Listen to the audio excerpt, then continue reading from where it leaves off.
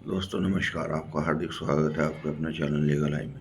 ये अंधकार से प्रकाश की ओर चलने की व्यवस्था का चित्रण करता है।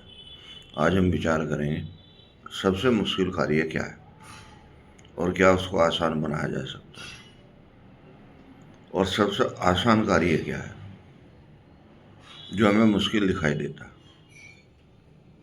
आध्यात्मिक दृष्टिकोण से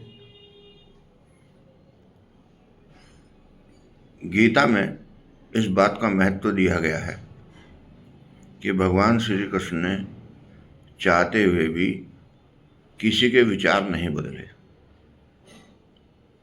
क्यों नहीं बदले, ये तो अननोन रहस्य है। लेकिन अर्जुन के विचार बदलने के लिए पूरी गीता का पाठ करना पड़ा और पूरा ब्रह्मांड उसको दिखाना पड़ा कि आने वाले आए हैं और जाने वाले गए हैं। 5 तत्व समझाने पड़े, पूरे शरीर की ऑटोनॉमी समझानी पड़ी, तब जाके अर्जुन के विचार बदले। अगर वो चाहते तो सबके विचार बदल सकते थे, लेकिन ऐसा क्यों हुआ, ये अनसुलझा रहस्य है। अब इसका मतलब ये हुआ कि विचार बदलना असंभव तो नहीं है, लेकिन संभव भी नहीं है। किसका विचार? दूसरे का विचार। और आसान क्या है और असंभव क्यों हो रहा है? अपना विचार।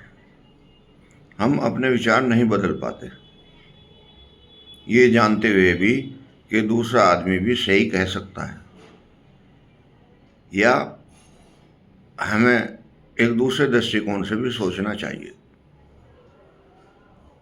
इन दोनों परिस्थितियों में जो सबसे बड़ी उपलब्धि है वो गीता की है कि उन्होंने इस एनाटॉमी को एक्सप्लेन किया है। और कैसे एक्सप्लेन किया है? स्थूल शरीर और सूक्ष्म शरीर दोनों को बाइफरकेट करके इनके क्रियाकलाप को सुधारने के लिए और लास्ट में समर्पण करने के लिए निर्देश दिया है अर्जुन को। बिना समर्पण करे एनाटॉमी समझ के भी कुछ नहीं हो पाया, और यही गीता का मेन उद्देश्य है। सब कुछ जानते हुए भी अगर आप समर्पण नहीं कर पा रहे हैं तो आपके लिए कोई भी विद्या निरर्थक है। और जब आप अपने विचार बदलने के उस पर आ जाए और समर्पित हो जाए तो आपका जीवन जो है सफल हो जाएगा। ये भी यूनिवर्सल ट्रूथ है। इसके लिए आपको क्या करना पड़ेगा? जो अर्जुन के लिए कहा गया है वही आपके लिए कहा गया है। आपको समर्पित होना पड़ेगा।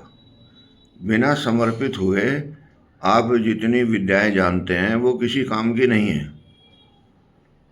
क्योंकि साइंस में और आध्यात्मिक में बस एक ही अंतर है।